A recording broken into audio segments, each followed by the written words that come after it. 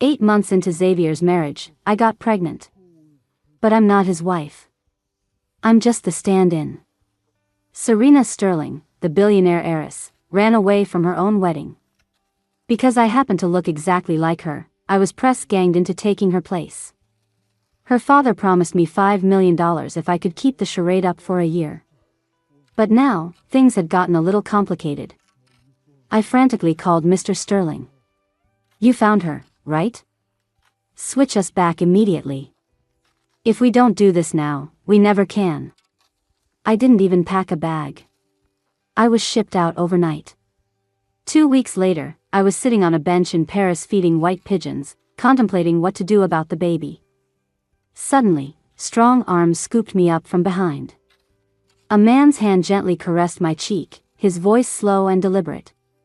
"Honey, haven't you played enough? Time to go home."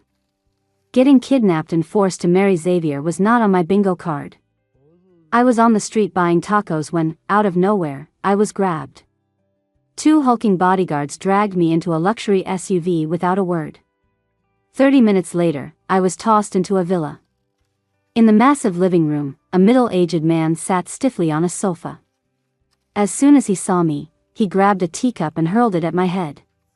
His voice boomed like a bell. "Serena, do you have any idea what the consequences are for running away? How did I raise such an irresponsible daughter?" I dodged the projectile with practiced agility. The man got angrier.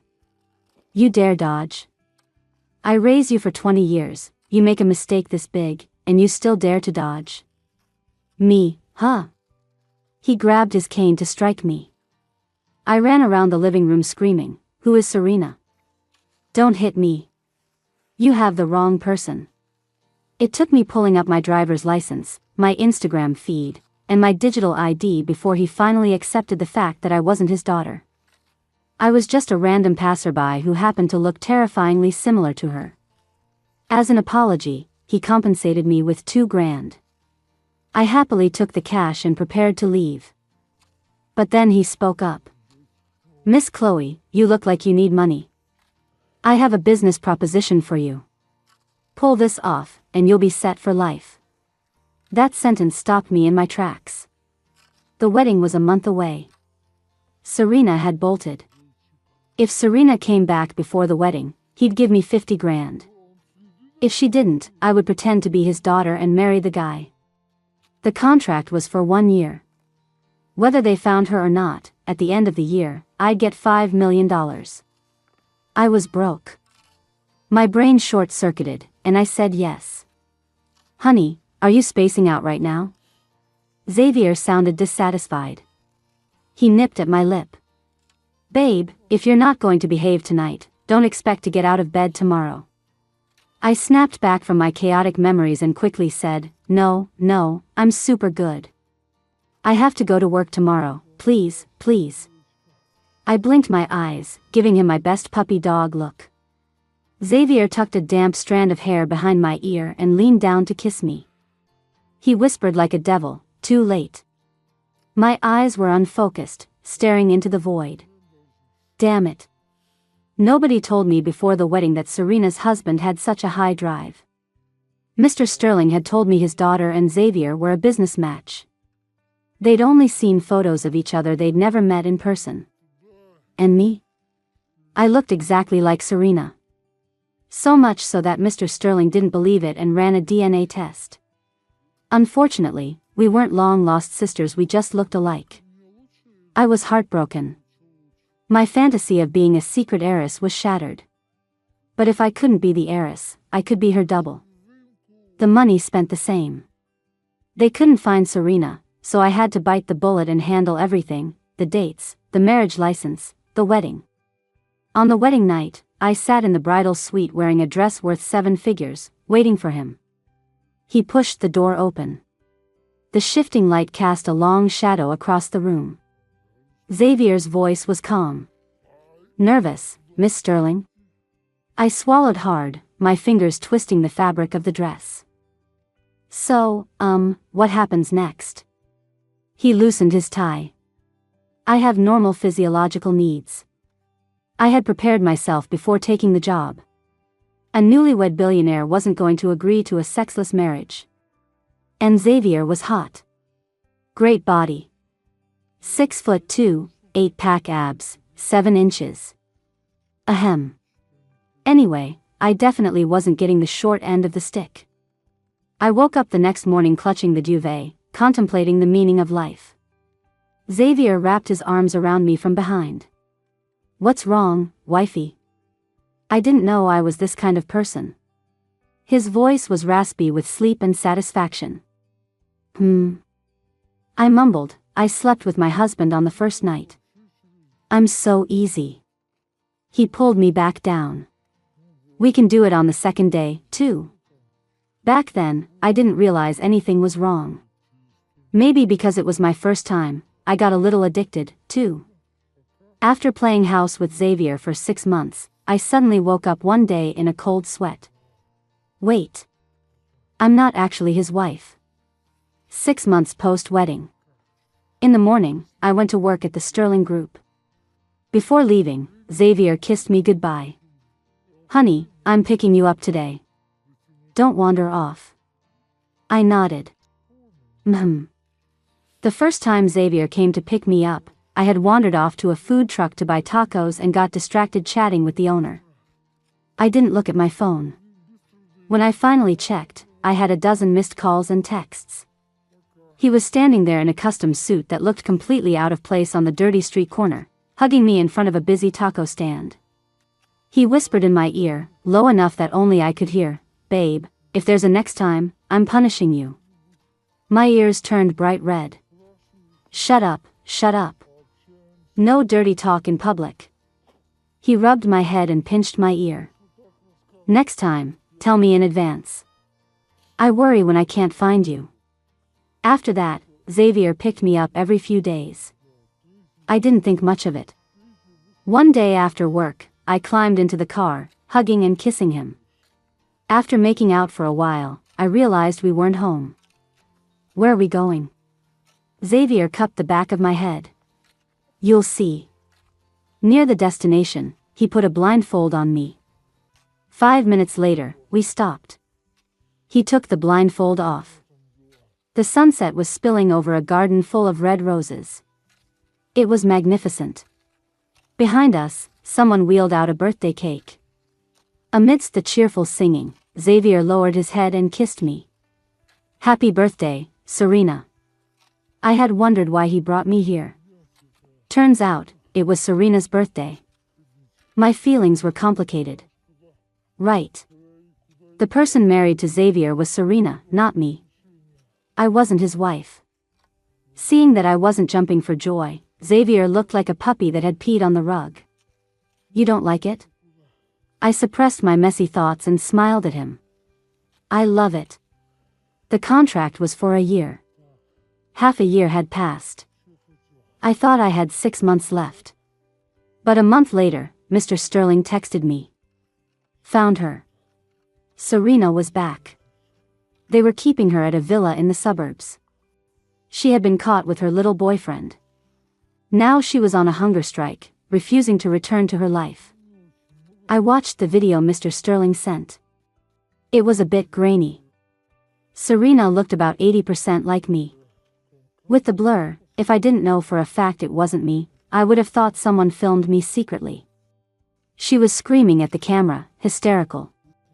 "Why did you marry me off to someone I don't like? I told you I don't like Xavier. I have a boyfriend. Are you trying to kill me?" I stared blankly at the phone, completely unaware that Xavier was standing behind me. The video ended. A long finger reached over and hit replay. The raspy female voice screamed from the speaker again after the crying jag. Xavier rested his chin on my shoulder, his hand already sliding into my pajamas. "Completely don't like me?" I scrambled to close the video. His tie was already wrapped around my wrist. "When is that video from?" I let out a breath. He misunderstood. He thought it was from before the wedding. He didn't realize the person in the video wasn't the person in front of him. I improvised. "I forgot. A long time ago. Xavier tightened the tie, binding my hands behind my back. He seemed exceptionally calm today, his voice gentle. What should we do? Serena hates me so much, but she still has to be married to me. My heart trembled. Xavier. I was terrified when he got like this. When he was actually yelling, I wasn't scared. It was the gentle psycho vibe that killed me. Anything you want to explain? No. What could I explain?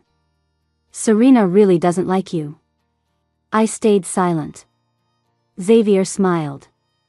He commanded, on your knees. I buried my head in the pillow. Xavier interrogated me about who the boyfriend was. Help. How would I know who Serena's boyfriend is? I tried to dodge the question. He thought I was protecting the guy, so he got meaner. By the end, my eyes were unfocused. He finally regained his composure, kissing my neck. Babe, it doesn't matter if you didn't like me before the wedding. It doesn't matter if you had a boyfriend. You're mine now. Only mine. They hadn't worked things out with Serena yet, but I had a problem on my end. I was pregnant. My period, usually punctual, didn't show up. It took me a while to realize something was wrong. Xavier was usually careful, except for that one time he lost control. I had been too exhausted to move a finger, and the next day I was giving him the silent treatment. Watching him run around trying to appease me, birth control completely slipped my mind. Xavier probably remembered. That day, when I took a vitamin C, he specifically asked what pill I was taking. Why didn't I think to just take a Plan B then? I sat in the doctor's office, waiting for my number, feeling like my life was over. 30 minutes later, I held the report, staring into space. Bad. This was really bad. I took a picture and sent it to Mr. Sterling. How is Serena doing? I'm pregnant. If you want to switch back, do it now. Once I start showing, it'll be too late. Waiting until after the birth wasn't an option. I couldn't leave my child for another woman to raise as her own. As for an abortion, I wasn't ready to say goodbye to it yet. Mr. Sterling didn't reply immediately. I sat on a bench downstairs at the hospital. The screen on my lap lit up. I thought it was Sterling, but it was Xavier. Babe, what do you want for dinner? I tapped the screen, haven't decided. Maybe tacos. He replied, wait for me after work. We'll go get some. A cold wind blew from the north. Winter was coming. It was so cold. We ended up going to the supermarket and stocking the fridge. I said I'd cook, but I directed him to do all the prep work. Once the tedious chopping was done, the cooking was easy. I made garlic shrimp, broccoli with mushrooms, spicy tofu, and sweet and sour ribs. When I finished, Xavier untied my apron and kissed me. Good job, wifey. I pushed him away. My face is greasy from cooking. No kissing. After dinner, he cleared the table while I curled up on the sofa with my Switch. I got a text from Mr. Sterling. Serena agreed. When is the soonest you can switch back? I instinctively looked toward the kitchen. Xavier was loading the dishwasher, wiping down the counters. Sensing my gaze, he looked back. Babe, I'm almost done. I'll come play with you in a second. I looked down and replied. Next week. Xavier is going on a business trip next week. She can come early to get used to the house. Send me Serena's number. I need to tell her about Xavier's habits. Before his trip, Xavier surprisingly didn't cling to me like usual. Instead, he asked, honey, did you miss your period this month? My body went stiff. I'll go check it out in a couple of days. Probably just irregular again. It happens. He looked thoughtful. When I get back next week, I'll go with you. I nodded. Okay. The bedside lamp clicked off. The room plunged into darkness. We slept in the center of the big bed, wrapped in each other's arms. I rested my head on his chest, listening to his heart. Thump, thump. Xavier traveled for business often. Before he left, I stood on my tiptoes to kiss him goodbye. I won't see you off at the airport. Be safe. He ruffled my hair. You too, babe. Be safe at home. I smiled and pushed him toward the door. Go on, you'll be late. What could happen to me at home? He left reluctantly. Something was going to happen at home. I looked around, assessing what I could take. I realized that everything in Xavier's house belonged either to him or his wife, Serena. I couldn't even pack a suitcase. Finally, I took a ruby necklace from the vanity. It was the first gift Xavier ever gave me. I put it on. The stone felt cold against my skin. I'd just say I lost it. I pulled out a burner phone. He's gone. You can come over. Remember to transfer the money. I stopped by the Sterling mansion to pick up my real ID and passport, then headed for the airport. The plane pierced the clouds. The flight was 10 hours long. The ruby necklace refracted the sunlight, sparkling brightly. I closed my eyes. I threw the dreamlike experience of the last 8 months to the back of my mind. Tomorrow was a brand new day. I landed in Paris. Walking the streets, I vaguely remembered Xavier promising to take me on a honeymoon here. Well, honeymoons are for real couples. A counterfeit like me shouldn't participate. Xavier was across the ocean. I was in Europe. Serena was back in the States. We were all in our separate lanes. I wanted to reminisce about the good times with Xavier, so I opened my messages, only to realize I didn't have him as a contact. The account I used to talk to him was created for the role. I handed it over to Serena when I left. I had completely cut ties with him. I stared blankly at my phone, my chest feeling tight. It hurt. I couldn't describe the feeling, just that it hurt. A notification popped up at the top of the screen. My breath hitched. My heart hammered in my ribs. Bank of America alert, deposit of $5 million.00. Current balance, $5,542.48. Thanks. Doesn't hurt anymore. I'm happy now. I am so easy to buy off. Damn it. Paris. Feeding white pigeons. Very therapeutic. I found a small bench in a park. White pigeons filled the twilight sky, landing around me. I threw a handful of grain. Flap, flap, peck. I threw another handful. Peck, peck, peck. So stress-relieving. 2 of them started fighting over food. Feathers drifted in the wind, floating gently onto the water. I grabbed another handful. Some gray pigeons on the right hadn't eaten yet. It wasn't a famous tourist spot, just a small neighborhood park. Hardly any tourists, barely any locals.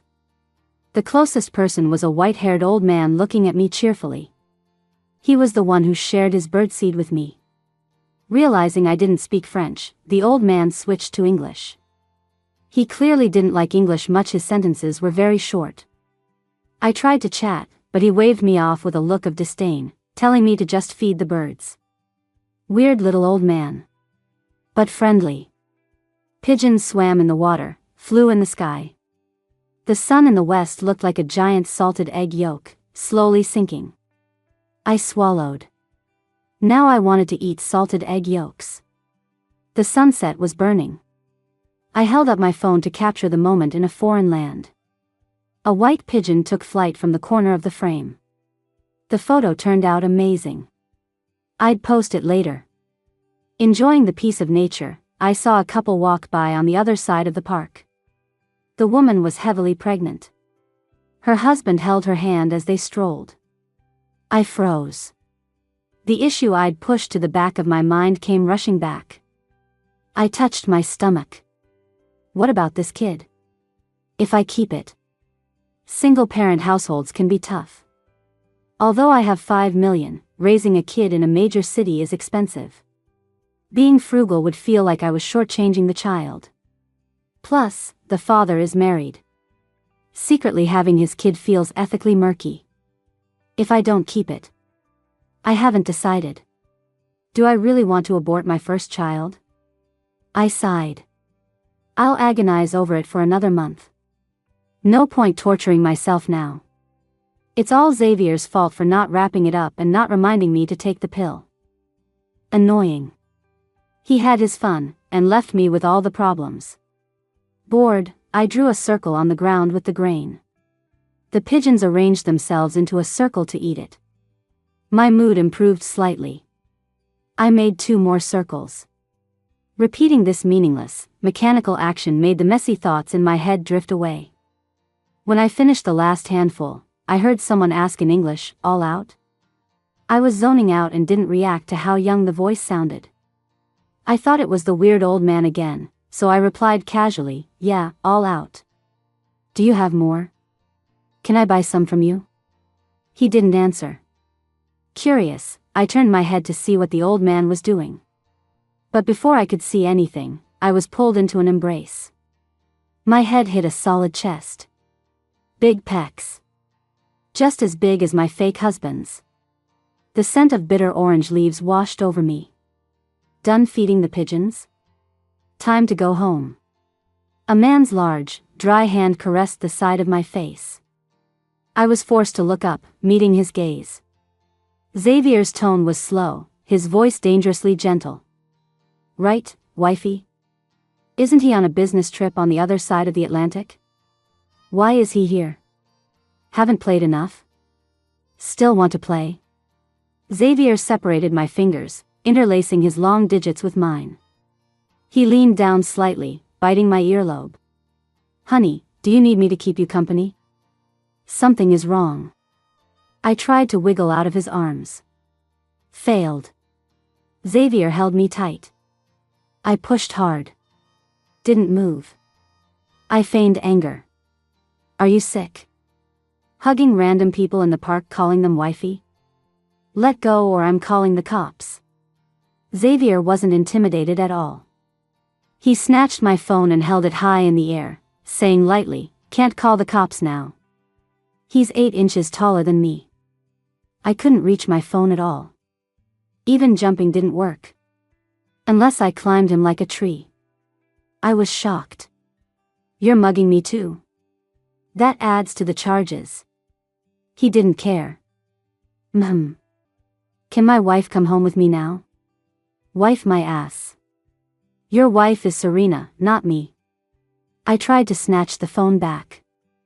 Predictably failed. Then Xavier scooped me up in a Princess Carrie. I struggled. "What are you doing? I don't know you. You can't just claim random wives. I only claim you." I might have struggled too hard, so Xavier adjusted his grip.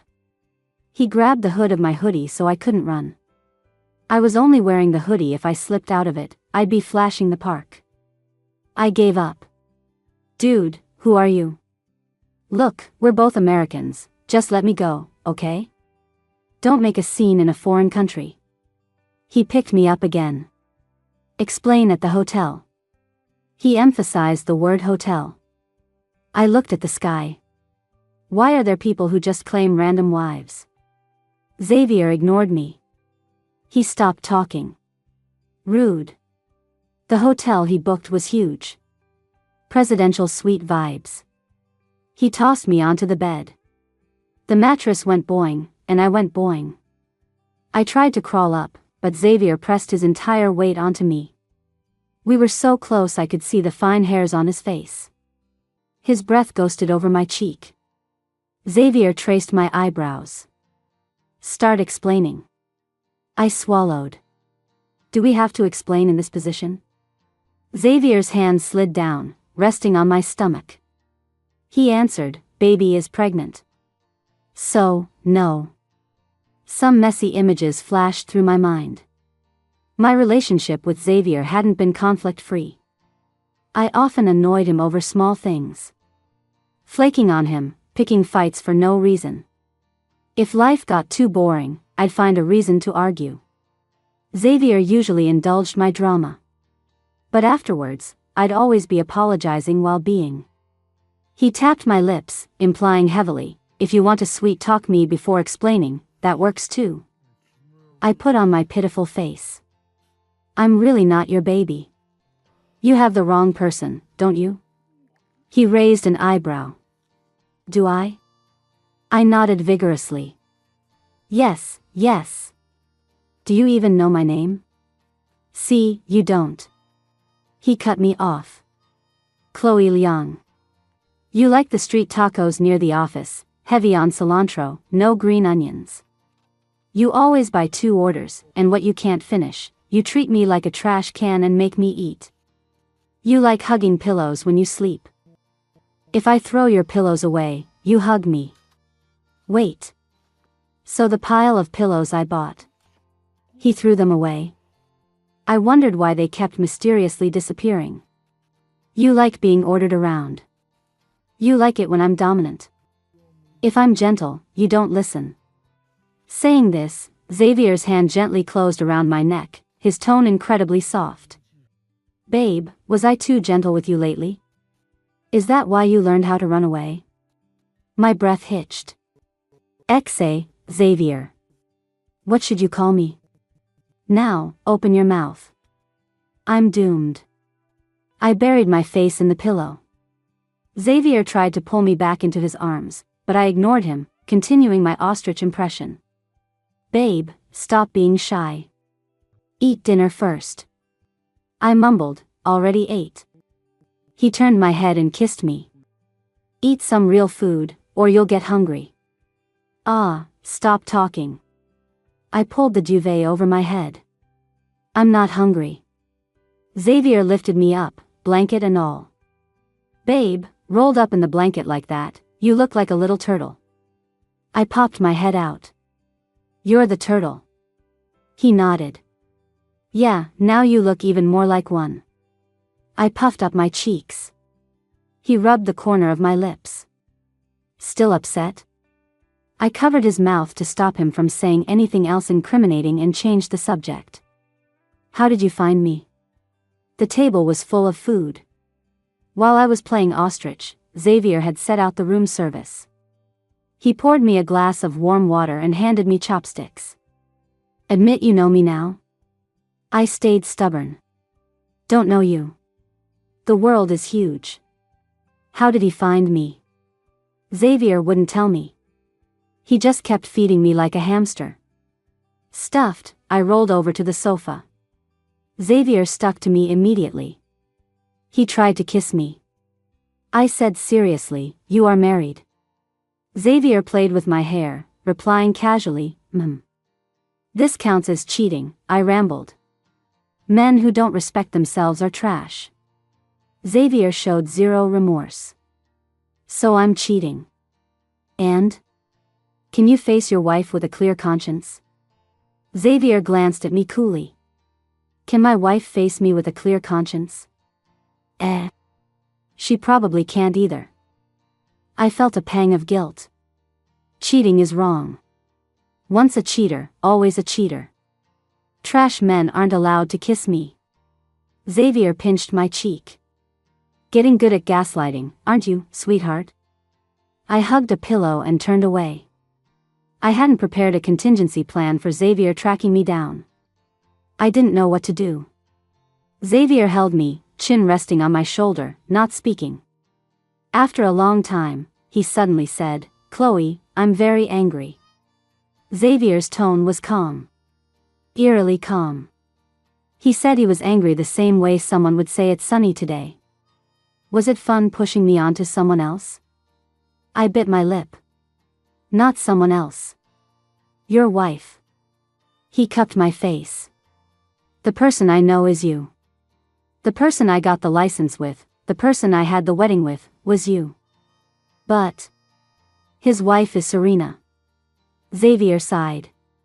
I filed for divorce before I came to find you. By the time we get back to the States, the paperwork will be finalized. I'll be single. I froze. Just like that? Divorced? Xavier hooked my finger with his. I'm very angry. Coax me. Wifey, I'm very easy to coax. He looked so pitiful. Luckily, I'm a sucker for the hard sell but soft on the pathetic act. I'm a tyrant at home. Seeing Xavier vulnerable made me bold. No. Really won't coax me? I nodded. Nope. He looked thoughtful. Okay. Fine. Don't regret it. Regret what? 30 minutes later, I regretted it. I grabbed my pajamas and went to wash up. Xavier surprisingly didn't follow me. When I came out towel drying my hair, he naturally found the hairdryer and dried it for me. I lay on the bed playing with my phone, but something felt off. I inspected the screen. Xavier had touched my phone. He swapped the icons of two apps I rarely use. This was a new phone, and I hadn't added his fingerprint. How did he unlock it? I turned my head, but Xavier turned it back. Don't move. Drying your hair. When did you ever change your password? Oh. True. What did you do on my phone? Xavier, something bad. Why is he so honest? What bad thing? A bad thing that will make you coax me. He wouldn't tell me. I had to find it myself. I checked every app. Social media, fine. Entertainment, fine. Games? My items were still there. What was it? Until I opened my banking app. I stared in shock at my balance. 542.48. Where did the 5 million go? I tapped around and found the transaction record.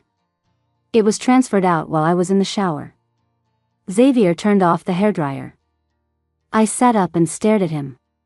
He wound up the cord, put it away, poured some water. Bustling around. I watched his every move. Xavier acted completely unbothered. When he finished his tasks and came back to me, I said darkly, "Do you want to explain?" This time, Xavier refused. No. I lunged at him. Xavier, you heartless bastard. Give me back my 5 million. Xavier caught me easily. No. You sold me for 5 million and didn't give me a cut? What do you mean, sold?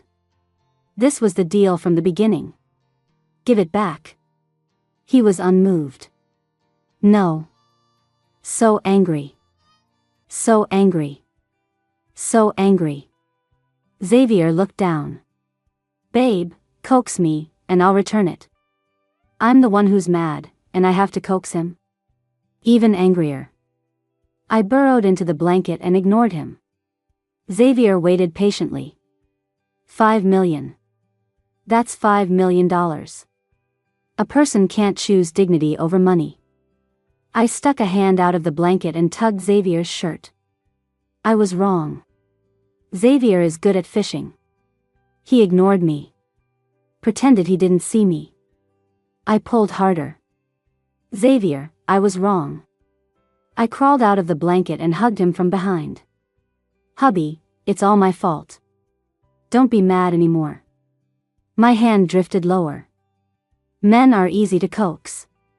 But Xavier grabbed my wrist. Don't start. That doesn't work either. How am I supposed to coax him? I didn't know what else to do. That was my go-to move. Xavier must be really mad this time. I wrapped my arms around his waist and held him tight. I didn't try anything funny this time. I whispered, I'm sorry. Sorry for leaving without a word. Sorry for lying to you from the start. I didn't want to be with you under someone else's identity. I pressed my face against his back and mumbled, I knew you could tell the difference. I wanted you to come find me. I was just being greedy. Serena has a boyfriend, she hates him. Once she was free of her father's supervision, she would likely tell Xavier the truth immediately. Serena has my current contact info. I'd been posting on my social feed constantly. Finding my location through my posts wouldn't be hard. He really came. My chest felt tight. It hurt in a good way. I wanted him to hold me. Xavier, actually, I really like you. Will you hug me? Xavier said he was easy to coax. He really was. The 5 million was returned. I jumped around in joy. He pinned me down. It's just 5 million. Is it that exciting? Just 5 million? Can those words go together? You sold me for 5 million? Have some ambition. The necklace I gave you last time was worth more than that. That ruby necklace? I stayed stubborn. That's different. How? I earned this money with my own blood, sweat, and tears. Xavier said coolly, yeah, blood, sweat, and tears selling your husband. We're never letting this go, are we? I burrowed into his arms, looked up, and pouted. Stop bringing it up, please. Hubby, do you really want me to feel guilty forever? Xavier, yes. My smile vanished instantly. I pointed at the door, stone-faced. Fine, then enjoy it. Get out and sleep on the sofa tonight. Don't touch me. We didn't stay in France long.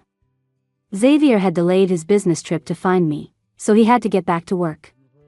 Before leaving Paris, I took him to the small park one last time. A flock of white pigeons took flight, and a feather drifted down. I caught it and gave it to Xavier for safekeeping. The old man was there again. I bought a bag of grain from him. He glanced at Xavier. Boyfriend? Xavier answered for me. Husband. I couldn't stop grinning. Liar. We aren't married. Just deceiving old men. Xavier practically wanted to tie me to his belt loop to keep me from running off again. I flew with him to the next country. He worked, I played. He was efficient, finishing up quickly. The rest of the time, he spent with me. I asked, aren't we going back to the States? Xavier looked at the calendar. 1 more week. Why? Waiting for the divorce decree. We can wait in the US. He rubbed my head. No. I don't want you running into Serena and overthinking things. I mumbled, I'm not that sensitive. He raised an eyebrow. Really? Maybe? It was his fault. Sometimes in bed, he used to call me Serena. Even on her birthday. Jerk. Annoying. And I couldn't even complain. Luckily, he mostly called me honey or babe. He rarely used the name. Xavier leaned down to kiss me. From now on, I'll call you Chloe. No need. My ears burned a little. I like babe better. Xavier's voice is deep and mature. When he whispers babe gently, it really hits the spot. Though, if he acted a little rougher while speaking gently, that would be even better. Oh no. I'm a weirdo. I peeked at Xavier. Luckily, he accommodates me. Hee hee. The day Xavier went to the courthouse to finalize the divorce was the first time I met Serena in person. Seeing her in real life, I realized we weren't actually that identical. In the photos Mr. Sterling sent, she had long black hair and white dresses, pure as snow, true to her name. In the video, she was in oversized pajamas, smashing things, makeup free. That's when she looked like me. Seeing her now, I realized. Who could possibly confuse us? In just 2 weeks, Serena had chopped her hair into a wolf cut and dyed it green.